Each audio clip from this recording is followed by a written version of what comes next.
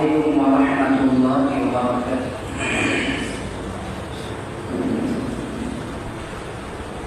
الحمد لله نحمده ونستعينه ونستغفره ونؤمن به ونتوكل عليه ونعوذ بالله من شرور أنفسنا ومن سيئات أعمالنا. من يهده الله فلا مضل له ومن يضلله فلا هادي له. ونشهد أن لا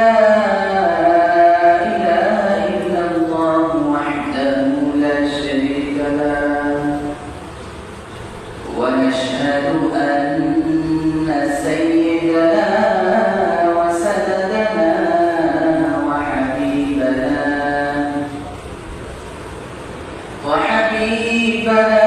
وطبيبنا وطبيب قلوبنا ومولانا وأولانا محمدا عبده ورسوله أرسله الله تعالى بالحق بشيرا ونذيرا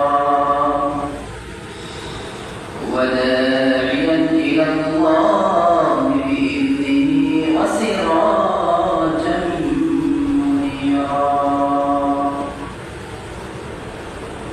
اللهم صل على محمد وعلى آل محمد كما صليت على إبراهيم وعلى آل إبراهيم إنك حميد مجيد. اللهم بارك على محمد وعلى آل محمد كما باركت على إبراهيم وعلى آل إبراهيم إنك حميد مجيد. أما بعد فقد قال الله تعالى في كلامه المجيد وفرقانه الحميد. أعوذ بالله من الشيطان الرجيم. بسم الله الرحمن الرحيم. يا أيها الذين آمنوا استعينوا بالصبر والصلاة إن الله مع الصابرين.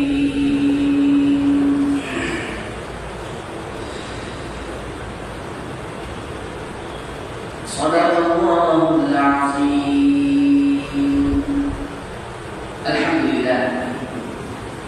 মহান আল্লাহ পাকের দরবারে লাখো শুকরিয়া যে আল্লাহ রব্বুল আলামিন আমাদেরকে রহমত করে আল্লাহ পবিত্র মসজিদে পবিত্র সালাতুল জুমা আদায় করার জন্য আসার তৌফিক দান করেছেন। এই জন্য আল্লাহ পাকের দরবারে দিল থেকে শুকরিয়া আদায় করি, বলি আলহামদুলিল্লাহ। সম্মানিত মুসলিম کرام,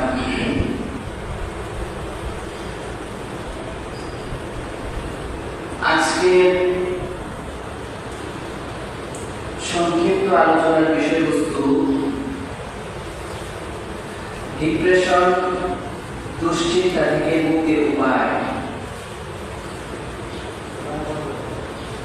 আমরা অনেকেই বিভিন্ন পেরেশানিতে, বিভিন্ন দুশ্চিন্তায় আমরা থাকি। অনেক সময় অনেকে কত ধরনের ডিপ্রেশনে ভুগি। আসলে এই ডিপ্রেশন থেকে, দুশ্চিন্তা থেকে কিভাবে বাঁচতে পারবো এই বিষয়ে সংক্ষিপ্তভাবে কোরআন এবং হাদিসের আলোকে কিছু আলোচনা করার চেষ্টা করবো। আল্লাহ তাআলা যদি তৌফিক দান করেন ইনশাআল্লাহ। সম্মানিত মুসলিম কিরাম, যত নবী আল্লাহ পাক রব্বুল আলামিন দুনিয়াতে পাঠিয়েছেন, আল্লাহ তাআলার যত প্রিয় বান্দা ওলি আউলিয়া বুজুর্গ এসেছেন, সবাই কিছু না কিছু তাদের কিছু না কিছু দুশ্চিন্তা পেরেশানি ছিল। সেই কঠিন সময়ে, পেরেশানির সময়ে, সেই বিপদে ওনারা আল্লাহর কাছে সাহায্য চাওয়ার মাধ্যমে নিজেদেরকে এটাই নিরাপদ রেখেছেন যে কোনো বিপদই তাদেরকে ভেঙে ফেলতে পারে নাই। ওনারা নিজেকে স্বাভাবিক রেখেছেন, সেই বিপদ আপদে নিজেকে স্থির রেখেছেন এবং বিপদের মধ্যে ওনারা হেসেছেন এবং আল্লাহ তাআলার কাছে সাহায্য চাওয়ার মাধ্যমে আল্লাহ তাআলা সেই বিপদ থেকে উদ্ধার করেছেন। কিন্তু আমরা বিপদে পড়লে কি করি? পেরেশানি করলে, দুশ্চিন্তা আসলে আমরা হায় হতাশ করি।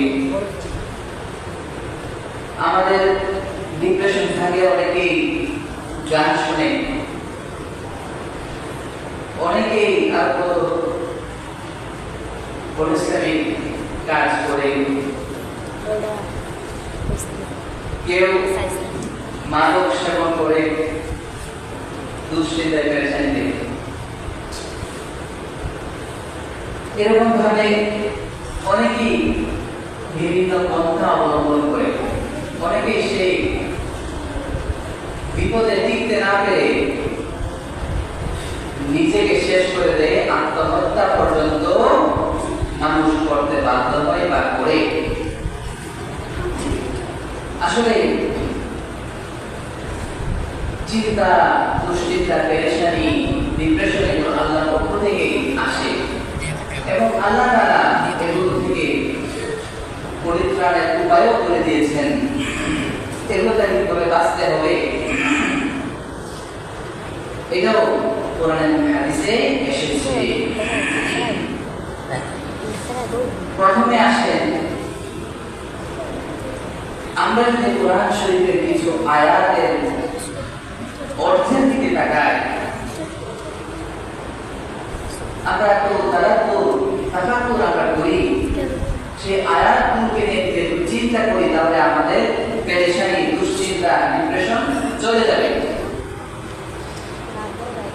এর মধ্যে একটা আয়াত হলো আল্লাহ পাক কোরআনের সূরা তাআলাতে ৭ নম্বর আয়াতে বলতেছেন, সায়াজআলুল্লাহু বা'দা উসরি ইউসরা। আল্লাহ তাআলা অবশ্যই করবেন, কঠিনের পরে আল্লাহ তাআলা, কষ্টের পরে আল্লাহ তাআলা স্বস্তি দান করবেন, আসানি করবেন, স্বস্তি দান করবেন। সূরা ইশরাকের ৬ নম্বর আয়াতে আল্লাহ বলেছেন, ইন্না মা'আল উসরি ইউসরা, প্রত্যেক কষ্টের পরে স্বস্তি আছে। আপনার বিপদ সবসময় থাকবে না, এক সময় না এক সময় বিপদ কেটে যাবে। আল্লাহ তাআলার কাছে সাহায্য চাইলে স্বস্তি আসবে। আল্লাহ পাক রব্বুল আলামিন কোরআনে আরো বলেছেন, হযরত ইয়াকুব আলাইহিস সালাম যখন ইউসুফ আলাইহিস সালামকে হারিয়ে ফেলেন, ফায়ার হয়েছে, ভাগে নিয়ে গেছে, ভাগে খেয়ে ফেলছে, বলে ইয়াকুব আলাইহিস সালামকে ইউসুফ আলাইহিস সালামের ভাইয়েরা যখন বুঝ দিচ্ছিল, এই বুঝ তাদের দিচ্ছিল, তখন ইয়াকুব আলাইহিস সালাম বলতেছেন, ইন্নামা আশকু বাসি ওয়া হুজনি ইলাল্লাহ।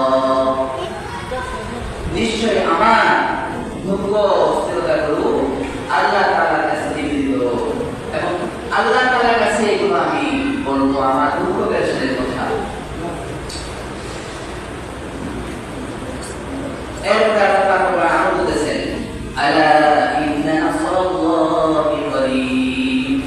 পেরেশানি আসবে, দুঃখ আসবে, এই আয়াত নিয়ে গবেষণা করব, চিন্তা করব।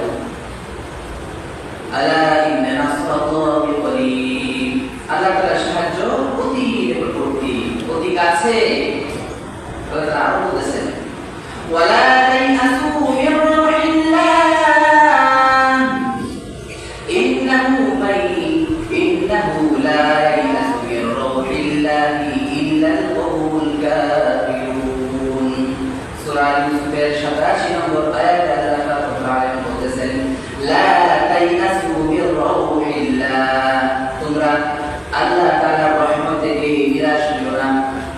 ইন্নাহু লা ইয়াইআসু মির রাহিল্লাহ ইল্লাল কওমুল কাফিরুন, নিশ্চয় যারা আল্লাহর রহমত থেকে নিরাশ হয়, লা ইয়াইআসু মির রাহিল্লাহ, কাফের কওম ছাড়া, কাফের সম্প্রদায় ছাড়া কেউ আল্লাহ তাআলার রহমত থেকে নিরাশ হয় না। একমাত্র কাফেররাই আল্লাহর রহমত থেকে কি হয়?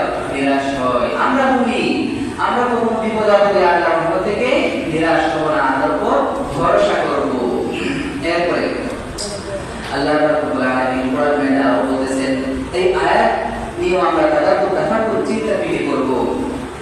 ওয়ালানাবলুওয়ান্নাকুম বিশাইইন মিনাল খাউফি ওয়াল জু'i ওয়া নাকসিন মিনাল আমওয়ালি ওয়াল আনফুসি ওয়াস সামারাত ওয়া বাশশিরিস সাবিরিন। সূরা বাকারা 155 নম্বর আয়াতে আল্লাহ তাআলা বলেছেন ওয়ালানাবলুওয়ান্নাকুম, আমি তোমাদেরকে পরীক্ষা করব, বিশাইইন মিনাল খাউফি ওয়াল জু'i, আমি তোমাদেরকে পরীক্ষা করব বিভিন্ন প্রকারে, ভীতির মাধ্যমে, ভয়ের মাধ্যমে, এবং তোমাদেরকে ক্ষুধার কষ্টের দ্বারা এবং জান মালের ক্ষতির মাধ্যমে, এবং তোমাদের ফসলের নষ্ট করার মাধ্যমে তোমাদেরকে আমি কি করবো? পরীক্ষা করব।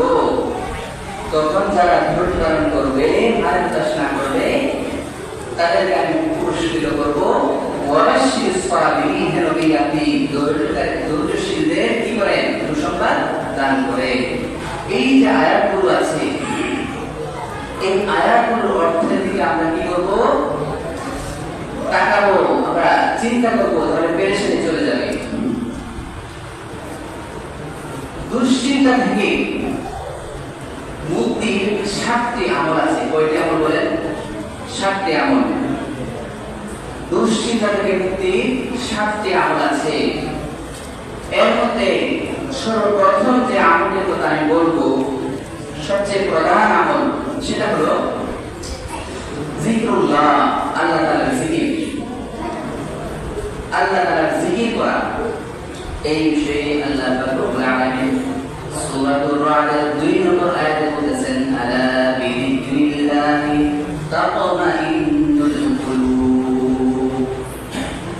নিশ্চয় আল্লাহ তাআলার জিকিরের মাধ্যমে অন্তরসমূহ প্রশান্তি লাভ করে, স্থির হয়, প্রশান্ত হয়। এর মাধ্যমে? আল্লাহ জিকিরের মাধ্যমে। জিকির তো আল্লাহ জিকির করবেন, আপনি পেরেশানি থেকে মুক্ত থাকবেন, চিন্তা ও ডিপ্রেশন আপনাকে গ্রাস করতে পারবে না। আল্লাহ জিকিরের মধ্যে আরেকটা হলো তেলাওয়াতুল কুরআন, কুরআন শরীফ তেলাওয়াত করা। আপনার কোন পেরেশানি আসবে? কুরআন তেলাওয়াতে আপনি মগ্ন হয়ে যাবেন, পেরেশানি চলে যাবে। আরেকটা আমল হলো আযকার সুবহ ওয়াল মাসা, সকাল বিকালে জিকির। সকাল বিকালের জিকির, ফজরের পরে, মাগরিবের পরে যে আমরা মাসনুন জিকির দোয়া আমরা করি, বিপদ আপদ কেটে যাবে, পেরেশানি থাকবে না। এটা হলো কি 1 নম্বর আমল, জিকরুল্লাহ, আল্লাহ তাআলার জিকির। 2 নম্বর আমল হলো যে একটা দোয়া পাঠ করা, যে দোয়া রাসূলুল্লাহ সাল্লাল্লাহু আলাইহি ওয়াসাল্লাম পড়েছেন